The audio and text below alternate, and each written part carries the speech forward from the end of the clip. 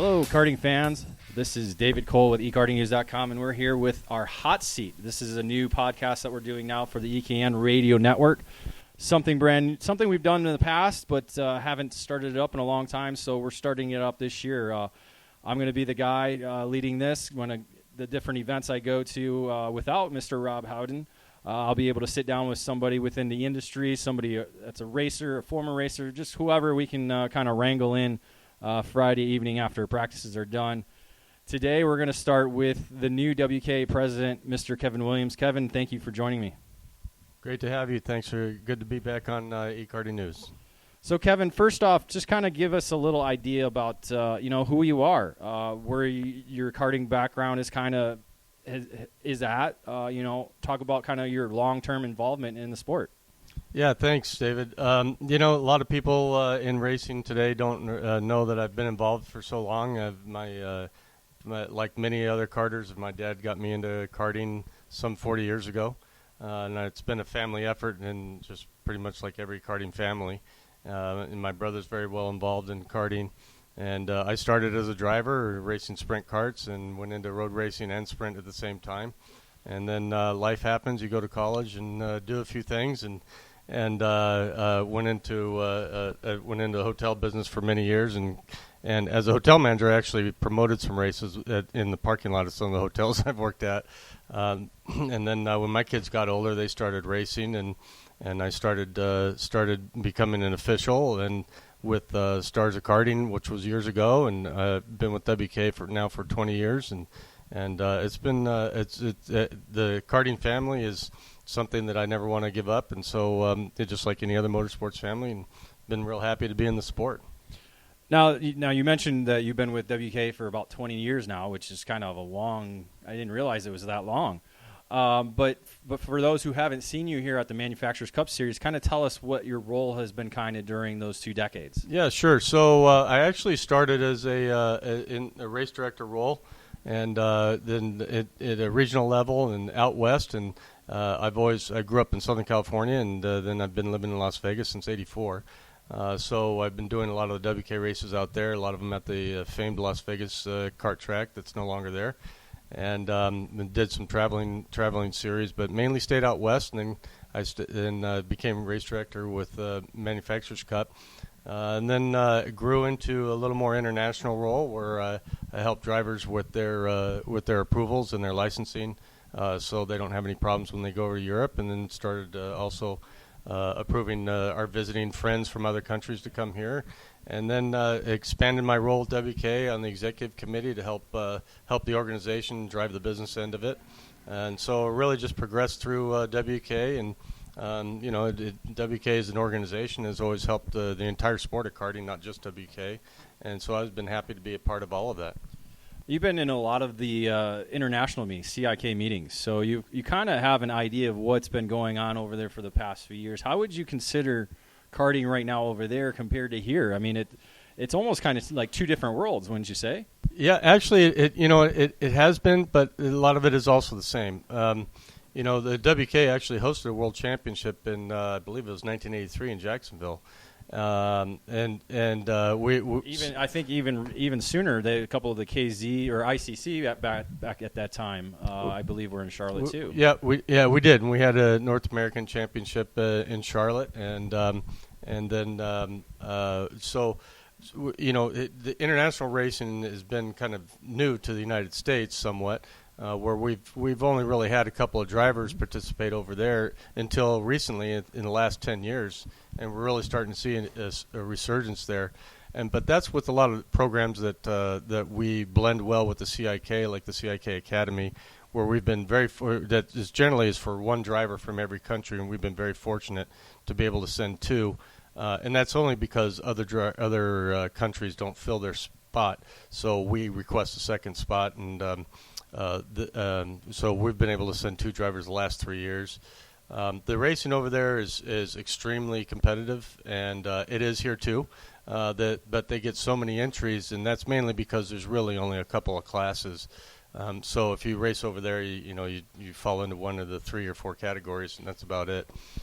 We have one A licensed driver, and that's Gary Carlton, who as he should be. And so it's been interesting to see how a lot of our drivers develop. And 2 years ago, in the United States, I was a world champion in the name of Logan Sargent. So, the racing is just as competitive here as it is there. There's just a lot more of them, and they travel around a lot of the European countries. And the United States is so large and so vast that we are more regional, even on the national programs in the United States. And over in Europe, those guys travel to all the races because they can. Well, and it almost seems like CIK, rules over the world, obviously, with being with the FIA, where here in the United States we have a number of different sanctioning organizations. Obviously WK is one of them, but we have a number of other ones. WK wasn't the original. It was always IKF, and then WK formed off of IKF. So it kind of has that United States mentality of, well, if you're not going to do it my way, I'm going to do it my way. Kind of type atmosphere. And that's been somewhat of a challenge. In the CIK meetings, they're all under those same rules. And in the United States, we applaud the individual entrepreneurs who have their own series, and as they should. And that's their program, and we support that. But at the same time, the equipment that is approved through CIK and FIA competition and homologation processes is the same equipment that we run over here. So there are some similarities, and then, like you say, some of the individual series will tweak some of the rules of their own. Thankfully, with the help of a lot of our volunteers at WK and with our competition committees over the last 2 years, we've been able to close the gap with weights and some of the age categories. The numbering system last year is the same as a lot of other series have in their numbering systems. So that way, that only helps the competitors, so they don't have to change a lot of equipment from between organizations and series. And that's exactly what has been happening in CIK racing ever since the beginning. And it also seems worldwide that the age range is getting younger and younger, because it used to be 16 was the pinnacle age, maybe 18 back in, before my time even. And it seems like it's getting younger and younger and younger. It seems they're pushing more and more of these younger drivers into cars quicker and quicker, so it's harder for us to keep them in the sport longer. But if we start them younger, say kid karts like we're doing here with WK, it kind of helps keep them involved in the sport a little bit longer than, say, 2 or 3 years. Yeah, that was also a big discussion 2 years ago, and we have Max Verstappen to thank for that, really. Exactly. But and that's one of the things the CIK did is they actually lowered the age category. So instead of you have to be 12 years old to start junior, you could actually start at 11 and a half if you're going to be 12 at the latter part of the year. And that's been going on for the last 2 years. The goal there is to allow drivers to get more experience in a kart. They would like them to get to at least 1 year in the senior ranks, even if that's at 14 and a half, and that still allows them to that pinnacle age of 14, 15 years old to get training in cars. But they still need that experience in the faster categories. And frankly, they can also do the shifter karts at 14 and a half or 15 as well. But that's a global problem right now. That everybody is starting younger, and the miracle of youth. Let me tell you that they're training with all the physical training the drivers are doing. Their reflexes are so good. Their window of opportunity, as you see in a lot of cars these days, is narrowed very much. Where more so now than it has been ever before, and so they're stepping into these other programs and relaxing those age rules has allowed those drivers to participate in karting just a little bit more to get a little bit more experience because, by the time they get to cars, they need to be a little more tuned. Yeah, I kind of agree with that because we're seeing that a little bit with a lot of the kids that have moved into cars as recent as this year. I think the more experienced ones are doing a little bit better in that. So let's take a quick little break for commercial. Then when we come back, we're going to come and talk about your new role with WK. From coast to coast, Miami has become the two-cycle engine of choice for American karting. Starting with the air-cooled 60cc Swift engine and moving through to the incredible X30 power plant, Miami is providing much-needed stability for the sport. The Swift and X30 engines are the backbone of the SuperKarts USA Pro Tour and Pro Kart Challenge Series, as well as the US PKS, the Route 66 Sprint Series, and the WKA Manufacturers Cup. We're thrilled to introduce the new IAME KA100 Rejet engine with a special introductory price of just $16.95 until the end of February. The new engine is getting rave reviews and will be part of the USPKS, Route 66, and WKA Man Cup programs in 2018.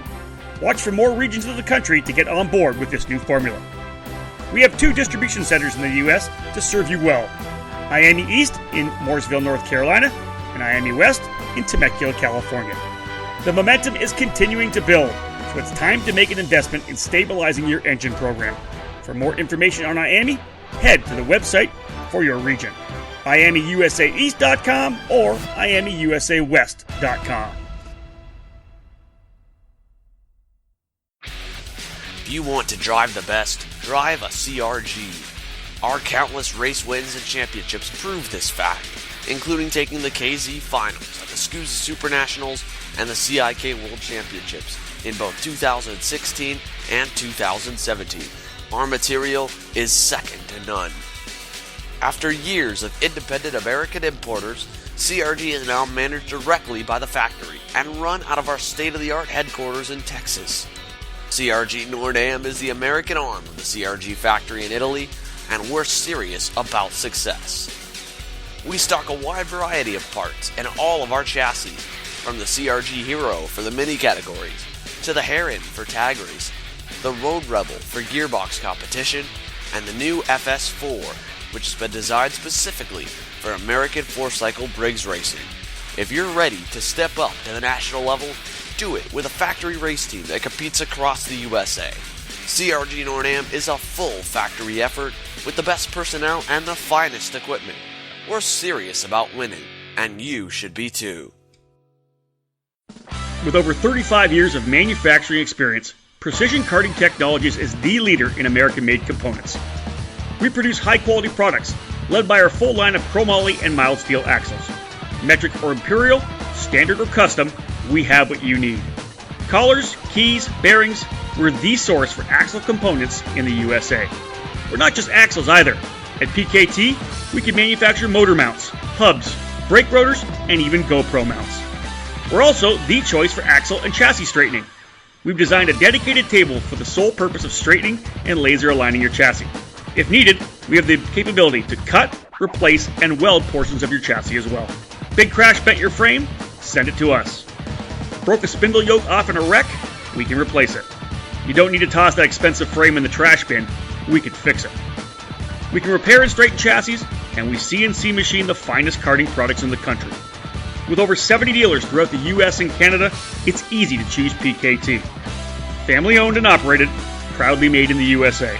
PKT. What's in your cart? And we're back with Kevin Williams, the new WK president. Kevin is here. We are at Pittsburgh International Race Complex for the Manufacturers Cup Series event. This is our 3rd event of the year. Just finished up Friday practice, so we'll get this on the on our podcast or on the radio network here either Tuesday or Wednesday. But Kevin, let's kind of go over your new role. It's kind of been just over a little bit of a month that you've been the president now. I don't know if you know this, but you are now the 5th different president that the organization has had since its inception in 1971. Kind of tell us your thoughts on being the new president and what the experience has been so far. Well, I've spent the first 5 or 6 weeks, as you said, really in discovery mode. I've gone out and reconnected with a lot of the members that haven't really had much attention in the last couple of years. And that's, nobody's fault, really not by design or anything, but we really need to understand the culture of what's happening in WKA. WKA is an organization. It's not a race promoter, and we do more than just race promoting. And we used to do a lot of programs that kind of went by the wayside, and we really need to get back to some of those things as an organization. We have members, and those members help drive the organization. And we're not just race promoters, so we really need to. It's been very enlightening, and I've met a lot of great people and reconnected with a lot of great people, and I've been real happy to they've accepted me and put a lot of confidence in me. But it's really not just about me. I mean, WK has so many volunteers on so many levels, from competition committees to, of course, the trustees that help drive the organization and make decisions. We have a chairman that it also helps drive some of the thought process and some of the conversation. And, our goal is, again, to get back to being an organization for the benefit of the members. Well, I was kind of going to hit on that. You said a connection with the organization, being the members and themselves. So I was kind of going to hit on that with my next question, but you've already kind of covered it. But we can kind of go into what you did with that, because recently you made a trip to a dirt race. You made a trip to a road race. Obviously, it's kind of just a better way for people to connect, to know who you are. I mean, what kind of feedback did you get from those recent trips? Yeah, that was in the discovery mode. That was enlightening, and I have to tell you that again, the people who run this organization, this is really their organization. It's all of ours, and going to the dirt race, I heard the same things at the dirt race as I heard at the road race, and that is, we need a little bit more structure. We need to have a rule book with a lot of common rules with other organizations. Regionally, we need some structure. We need some help, and a little bit of training, and of course races. But at the same time, you do the races at the times and for the right reasons with the right partners. We've had some great sponsors and supporters in the industry, and we've reconnected with a lot of those folks. Everybody is wanting WKA to be the organization for the members. So everybody, it's a rotating machine, and so the guys at the dirt track have said, gosh, there's so many tracks and so many, especially in the Southeast, there's so many tracks and so many races. We're confused what to do and where to go. And one organization has a rule book, another one has a rule book, and a lot of those same rules are rules that we've had for years. And we formed a dirt committee with a bunch of volunteers to help solidify some of those rules and bring them current. Again, to benefit the members. And we've shook hands with a lot of people we haven't shook hands before in a long time, and they were just absolutely thrilled that we were actually paying attention. And listen, you make the members happy, then everything else comes easy. Well, that was going to be my another thing is more grassroots oriented.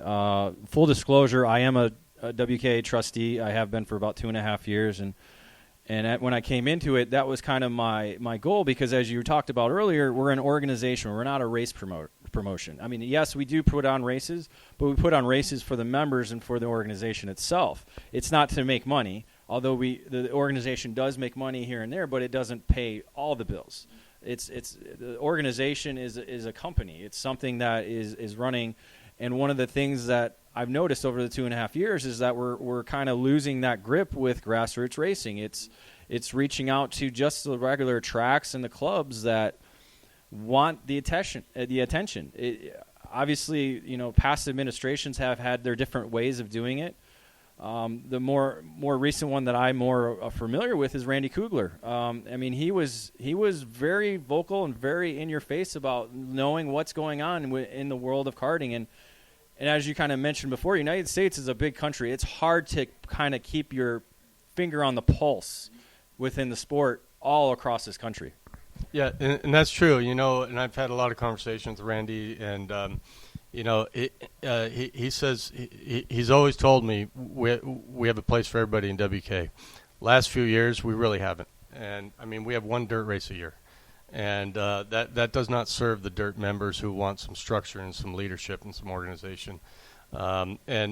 So he's also said, look, again, you take care of the members and you provide an organization for them rather than just a promoter. And we've kind of got away, and we've lost a couple of programs because of that. And they just kind of really slipped through our fingers on a few levels. So we need to look more on regional levels and see what the karters are doing there and how we can help them. They want to come race some national races. Great, we have that also for them. If some folks want to learn how to be scorekeepers, we have an opportunity for them rather than just put on races. So Again, we like. I'm not saying we should be everything to everybody, but at the same time, we could have a place for everybody.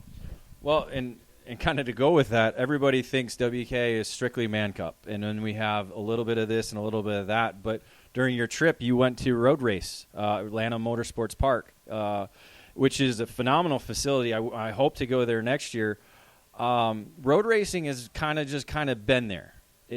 I've been a long time road racer. You've road raced out in the West Coast and probably a little bit over here. It's kind of your type. I want to compare it to SCCA a little bit. Would you agree? Where it's kind of just guys, just regular racers who love to go to these big tracks. Yeah, and that's exactly what it is. We are to karting what SCCA is to race cars, and SCCA and the new CEO at SCCA, Mike, and I are good friends, and we've talked a few times since I've become president, and we're conveniently enough, we're actually talking about any kind of synergy programs we can have together, and that could mean a whole host of things, but the road racing fans, that Atlanta Motorsports Park, that if anybody in sprint racing or dirt racing or wants to try road racing, that's the track to do it at.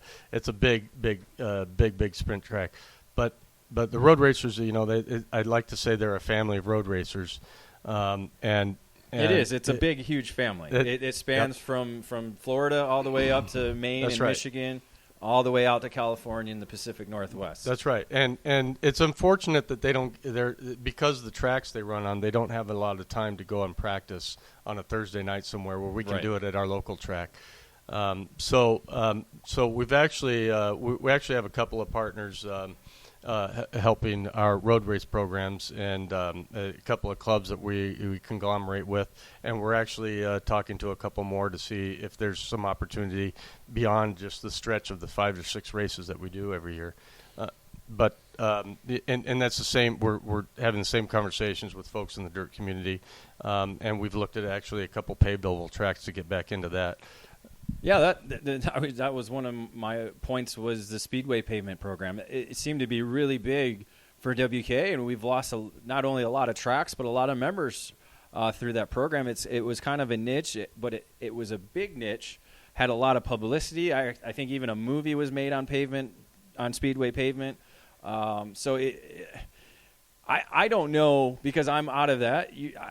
What did you hear from the dirt community about that? Is Speedway pavement completely gone, or is there still a little bit there? No, there is some there, and there are champ carts out there. Those are the ones with the rolled cages, and there are some folks who would do the crossover in their regional area. But there's also some dedicated dirt. We actually have some pavement oval tracks in our list of tracks, and they hold kart races, and it's kind of a run what you run. And again, that's a community that needs leadership and a rule book and structure. Yeah, exactly right. And we actually have the foundation of that already. We have the people who understand that community who can help them also. And again, this is one of those things where we're here. We're the World Karting Association. We're not just the Man Cup program. If we can help all of karting with some structure to get people racing and keep people racing, then we've done our job. One of the other programs that we've kind of see go away was the Gold Cup program. Briggs Racing right now seems to be really big at the grassroots level. We tried a class here at the Manufacturers Cup Series. It didn't draw what we thought it would draw. It's almost like a moving target. It's trying to understand what these racers want. What are your thoughts in terms of the Gold Cup program? Is it something that we need to bring back, or is it just something we need to focus on at the regional and local level? Well, first of all, some of our partners in Briggs & Stratton, Margay, they've done a phenomenal job in introducing the RLV. The RLV. They've all done a phenomenal job all across the United States introducing this program. It's gotten people to come to karting. It's gotten people who have left karting to come back. Chris Jeremiah is a team manager, and he was one of our Man Cup drivers years ago. That's just one example. And so, you cannot ignore the 2-cycle program. Those guys are having a blast, or the 4-cycle. I'm sorry, the LO206. Those guys are having an absolute blast. We have a few tracks in California. WK does, and I visited those tracks last month. And of course, I'll go again because it's quicker and easier for me to do that as well. But I'll be there again in the summer. And there was more 4-cycle carts than there was 2-cycle carts, right. And so much so that our friend Joey Hand, who has been racing with us for years, and a very good friend of karting, he brought a 2-cycle cart and a 4-cycle cart for his son, and they never ran the 2-cycle cart. So out of 100 entries at a regional race, makes sense, which was great, and those people are having a blast. It's amazing racing. And going to the Gold Cup program, that's one way to benefit from the success that has already been laid out by Briggs and Margay and RLV and those type of organizations, and help the grassroots folks. And on a global scale, we've let the Gold Cup program go, and I don't want to give up on that, and I don't think anybody else does either. If we start with a regional program at grassroots, then we can talk about making that a national program again. But we really need to embrace that audience again. We haven't for the last couple of years, because it's such a great opportunity for somebody to get into karting, and it's an amazing package, and it's affordable. And it's a lot of fun. It is. That's what I do when I go driving. We've seen a number of articles that I've done on the program. It's something we at EKN really believe in, because it, as you said, it's bringing guys back into the sport. It's bringing new people into the sport. It's just a simple, economical way to get involved in the sport of karting, and it makes it, like you said, the fun factor really big. And that's something that obviously WK and the whole sport. I mean, we're even seeing it in Europe. CRG is building a Briggs program there to complement their rental program. So, Canada went. I think 2 years ago went just to Briggs. Yeah, it's huge. Their national championship is on a Briggs. I mean, those are their biggest fields right now, especially in the eastern part of Canada. Briggs is huge right now. They just had numerous huge fields at Goodwood for one of their regional races there, and then their nationals here in August is going to be huge again. So that's again, it can be a grassroots engine package, but it can also be something you take to race against guys from all over the country. There's a lot of good regional programs that have started up just with privateers who have really done well, and they've asked us. We've had some conversations with a few of them. They said the same thing. We just need a little bit of structure. Some of our friends on the West Coast have said the same thing. We need a little bit of structure. So, and again, to get people excited about karting and motorsports in general, I mean, the Briggs package is certainly that level. Well, now that since we're here at the WK Man Cup race, let's kind of talk about the series a little bit. This year is a little bit different. 6 races. We're at our 3rd stop, so we got 3 more after this. We've changed one race to go from New Jersey to Norway. What that happened right at that meeting? What was kind of the idea behind that? If anything that you can tell us about why that move happened. We're very good friends of the New Jersey Motorsports Park, and have been. Brad Scott, the CEO there, and I have been friends for a while. I've known him for many years. There was just unfortunately our membership really drove that decision, and there was too much cards stacked against us to go there, and I hated to do it, but it was a group effort, and between the trustees and myself, it was a decision that it was better for us. It was I don't know, I don't want to say the lesser of two evils. It really wasn't, but it was better for our membership to relocate that event. And that doesn't mean the door's closed to go there another time. We're looking at what our structure is going to be. As you know, we have a trustee meeting in July, and that would be really the time that we're going to talk about what we want to do for next year. So with all the conversations that I've had with partners and tracks and clubs, and just in the last 6 weeks, and members, of course, we'll see what we can do, but. it was in the best interest of our membership. Our core membership is more closer to Norway, Illinois, where we're going, than it is to that area, and we'd like to change that. But today, that was the better move. I kind of want to go over one other thing that's kind of been surrounding the series. Obviously rumors happen going around the paddock, going around on the internet. Once you were announced president, there was a thought of, WK is going to be going all rock. Sitting in the meetings, I kind of understand what goes on, but you're here on the microphone. Let's kind of go over that. It seems that WK has a partnership with IAME, and it's something that's going to stay for the future. IAME has been an amazing partner, and they have an amazing product. Being from the international community, I have a lot of international friends, and then one of them is Vortex, one of them is IAME, and one of them is CRG. So those rumors naturally fly. Strangely enough, within a couple of days, Vortex announced a 100cc air-cooled engine, so that was natural for folks to think, maybe that's why it's being introduced. We're friends with all the karting partners, and I can't say enough good things about what the commonality and the things that the IAME has done for the Man Cup program. We're seeing it in road racing. We run the X30 in road racing. We run the KA100 in road racing. We have had much success in a lot of our racing programs, Man Cup, road racing, with one engine package. And the IAME package has been proven. There is absolutely no truth to the Vortex rumor. And I don't even know where it came from, and I actually chuckled the first time. But again, we're very good friends with the Vortex people. We're very good friends with the IAME people, but IAME has been what our racing members have run, and they know, and that's where we're staying. We haven't had any plans for the Vortex thing. It's just, again, a rumor, but. You can't listen to noise, and you can't listen to the rumors. You have to focus on the membership and the best programs for them, and that's what we'll continue to do.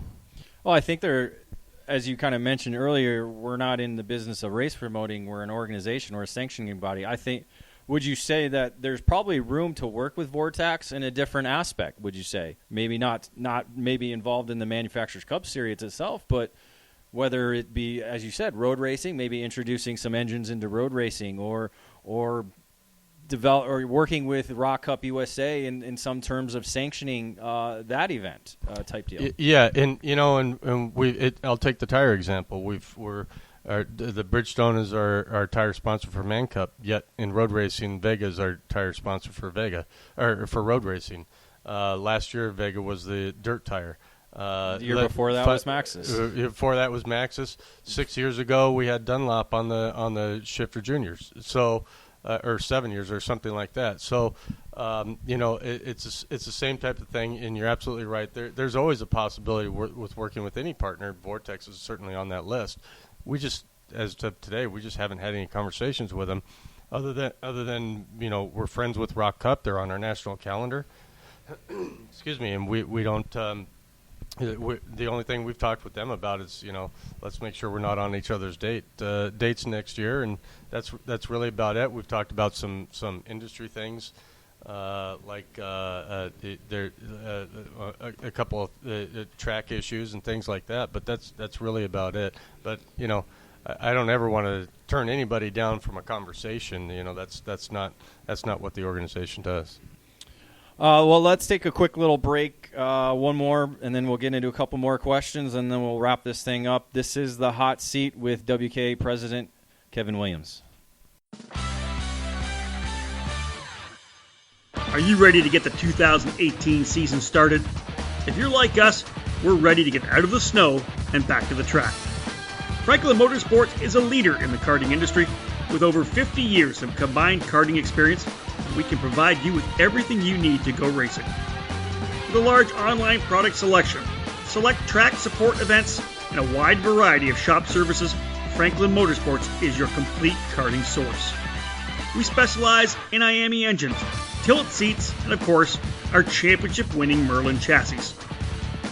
If you're ready to take your racing to the next level, come join us at Team FMS. We've been supplying racers with start-to-finish support at race events for many years.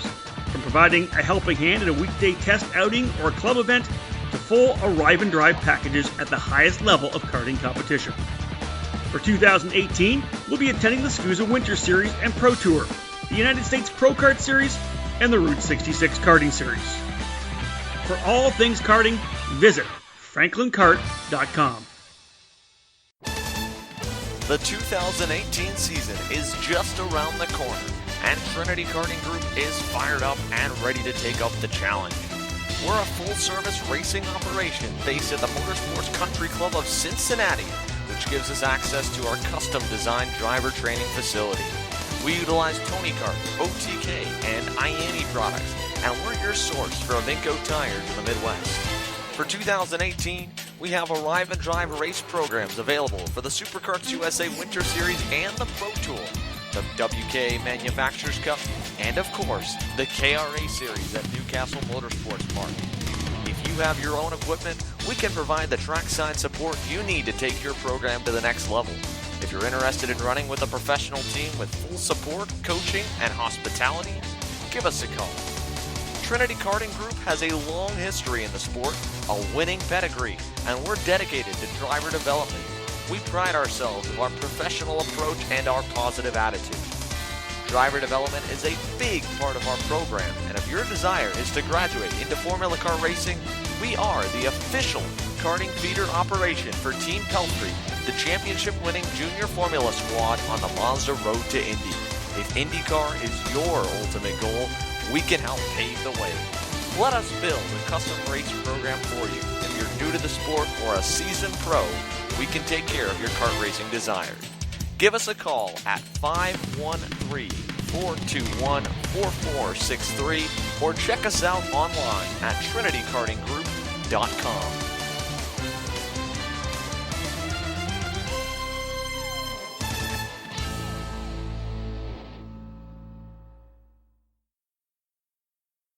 Looking for that extra edge? Comet Racing Engines is your answer.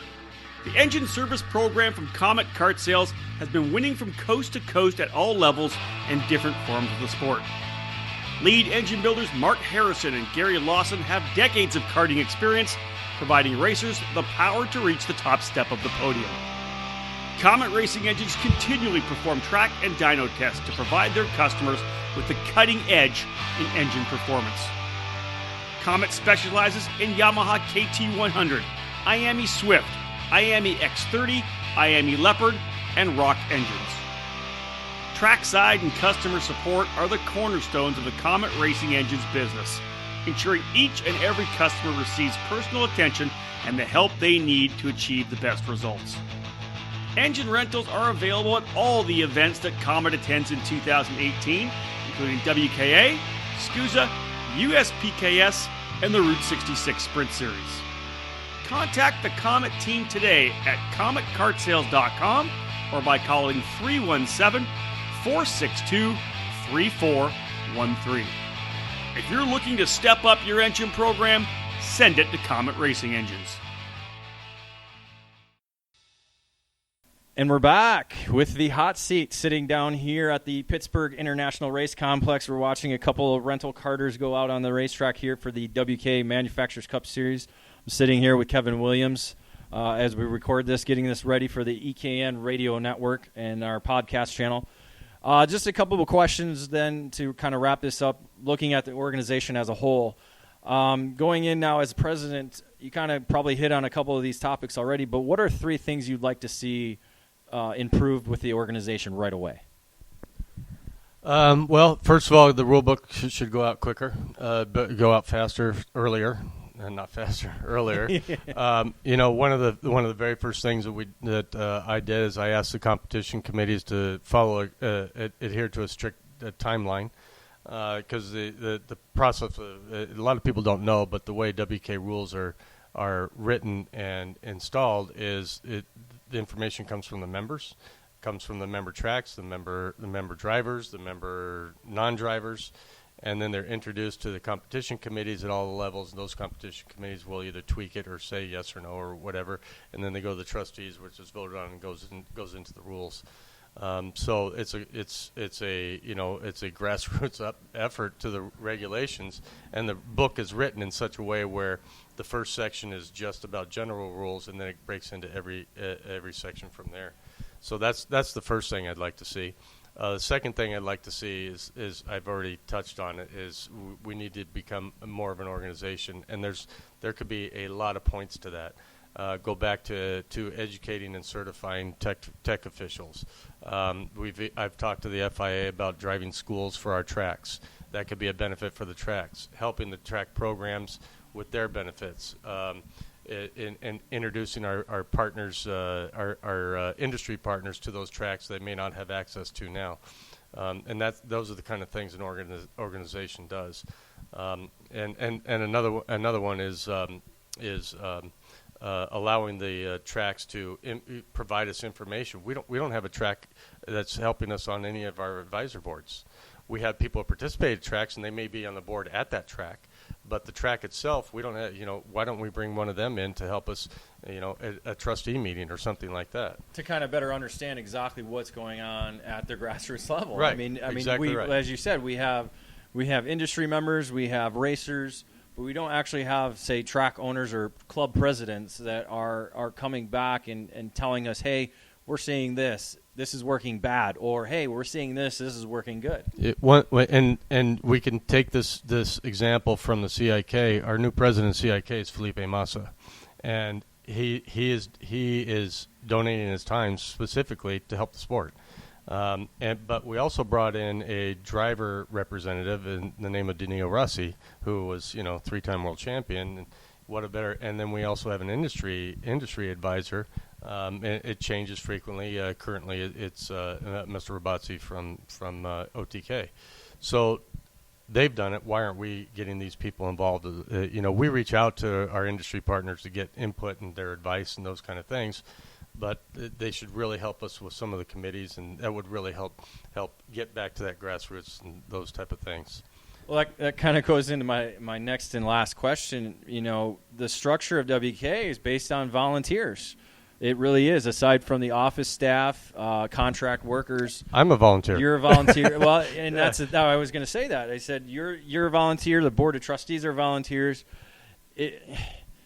Is the system of the WK organization flawed in this current time that we're in? Because it seems like volunteership continues to decline, not just in racing, but in other aspects of life, in non-charitable or charitable organizations, and say even kids sports. We're seeing a lot of strain to get parents to go out and coach. Yeah, you're right, and it's a matter of culture, and we have not embraced the volunteers for the last few years.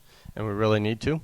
There are a lot of people who I've talked to in the last 6 weeks who said, "Gosh, I've been trying to say, you need an XYZ for ABC, and it didn't even occur to me. Oh, you're absolutely right." And I put it on the agenda for our trustee meeting.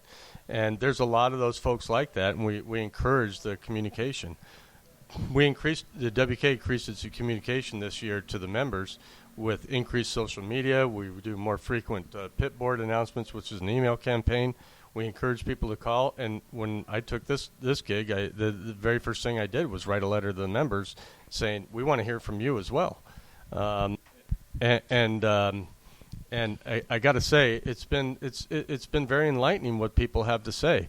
But it's still hard reach to get people to give feedback, is it not? Because I know as a trustee for the last 2.5 years, I can almost count on the number of times people have either called or emailed me about something on two hands. Yeah. I mean, it's not a. You're right. They're not burning down either. They're burning down the houses when they speak publicly, but one-on-one, they're not. And that's a very easy thing to do to talk on social media. But you know what? You have to ask, and so a lot of times people won't approach you. And the last 6 weeks, I've been asking, and people talk, and it's great. And so it's giving the feedback. Some of the things just aren't feasible. But you know what? There's maybe little bits of a great idea in that non-feasible idea. And we're and documenting all that and see if there's something that we can do to help a program somewhere along the line. It could be big, it could be small, but any input is welcome.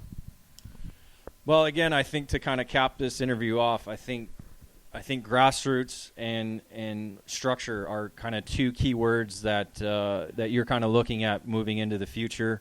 And I think that's something I kind of agree with as not only a racer but a board member and a media person. It's something that we're kind of seeing nationally, a lot of disconnect between the grassroots and the organizations that kind of serve our karting community.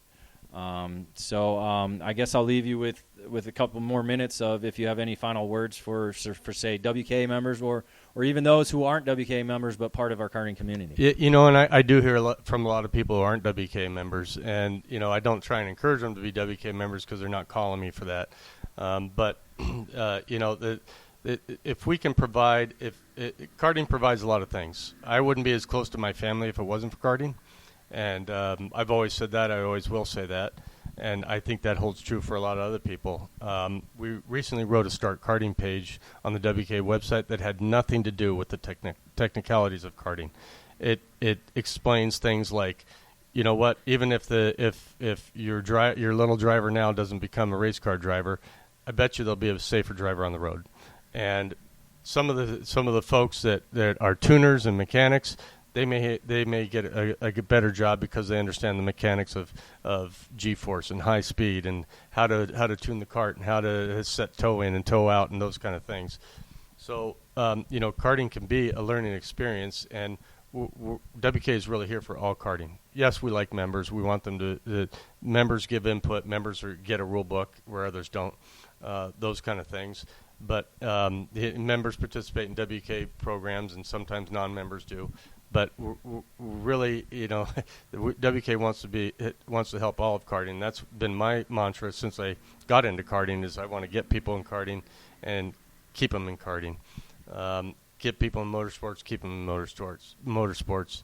And we all enjoy when we see the guy that we raced with a couple of years ago qualify for the Indy 500, right?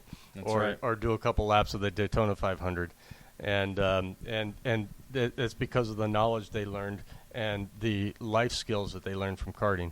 And as an organization, we're going to keep that rolling, and we're going to continue to encourage people to be involved as much as they are willing and able to. But at the same time, it's our responsibility at WK to feed them back with the help that they need to become better people. Well, thank you, Kevin, for your time here at Pittsburgh International Race Complex here for the WK Manufacturers Cup Series. Thank you for your time, and we wish you well during your tenure as a WK president. Thanks so much. eKarting News has always been a valued asset to bring the message to the racing community, and I can't thank you guys enough. Thank you, Kevin. And so there you have it, the hot seat here on eKartingNews.com and the EKN Radio Network. Until next time, we'll see you.